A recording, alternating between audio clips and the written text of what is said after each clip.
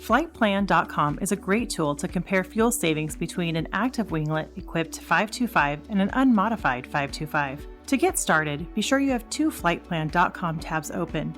One tab will show your modified aircraft results, and the other will provide unmodified results. From the home screen, simply click Settings, then go to Edit Aircraft List. Your list of various aircrafts may look different. Be sure 525 series options are shown.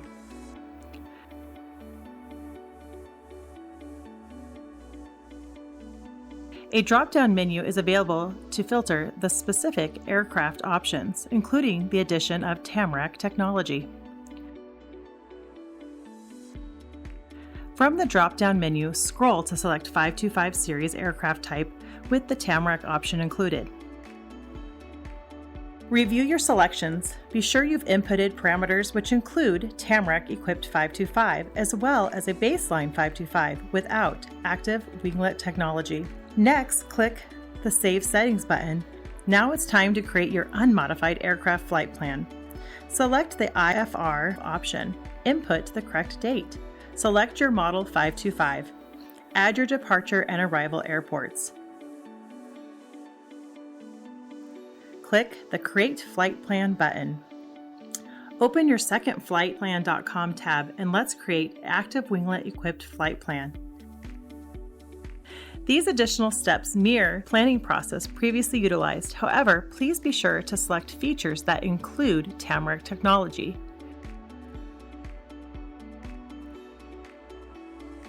Switch back to the baseline Flightplan.com tab. Set your altitude,